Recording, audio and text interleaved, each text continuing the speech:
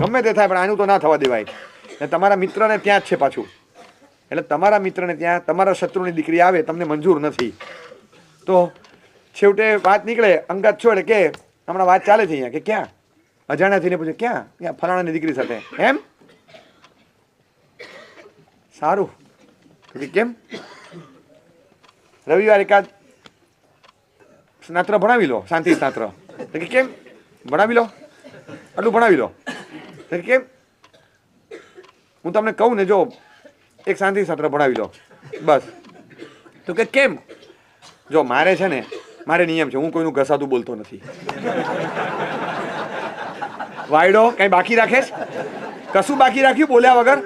મારે નિયમ છે આપણે કોઈનું ઘસાતું બોલવું નથી, પણ એક શાંતિ સ્નાત્ર ભણાવી લો. હું તમને કહું કેમ તમને કહું મોબાઈલ ફાગણ સુદ પૂનમ જે આવે છે ને, જે ફાગણ સુદ પૂનમ એટલે ખબર છે હોળી, આ મોબાઈલ ફાગણ સુદ પૂનમ આવે તમારા ઘેર ભણાવી લો, શાંતિ સ્નાત્ર ભણાવી લો. દર પૂનમે હોળી, પછી ખાલી ફાગણ સુદ પૂનમે નહીં, જલસા કરો. સરસ આટલું કઈ નીકળી ગયો. પેલા ભાઈ નથી કે સારું કંઈ સમજ નથી પડતી કે જવા દે ભાઈ આપણે આગળ નથી વધવું, અને ફાચર પડી ગયું, ખુશી થઈ ગઈ, વાહ સરસ શાબાશ. વ્યવહારિક પ્રસંગ કોકનું થતું હતું ત્યાં ફાચર મારી, પર લાભ બીજાને લાભ થતો હતો, એનો ઉપઘાત કર્યો, તમે અંતરાય ઊભો કર્યો.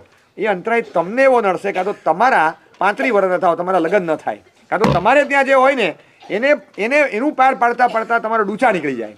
તમને થાય કે બાપ રે શું છે, પણ એમાં એનું વ્યક્તિગત કર્મ પણ ભાગ ભજવતું હોય, પણ તમારા પણ કર્મ એ ઇફેક્ટ તો આપે, રિફ્લેક્ટ તો કરે થાય ને, એટલે થતા હોય. સાઈડ કારમાં તમે બેઠા છો, સ્કૂટર ભટકાય પણ સાઈડ કારવાળાને વાગે તો ખરું ને, એ કે મારો શું વાગ, આની જોડે બેઠો એ વાગ, બીજું શું. સાઈડ કારવાળાને થાય તો શું થાય, જે સ્કૂટર બાઇક ભટકાય તો પાછળવાળાને ન વાગે, વાગે ઘણીવાર, અને આગળવાળા કરતાં ઘણીવાર વધારે વાગે. ઘણીવાર એવું થાય આગળવાળાઓ અને પાછળવાળા બે ઉડ્યા, ભૂલમાં ખબર નહોતી ને ઘૂસી ગયા અંદર,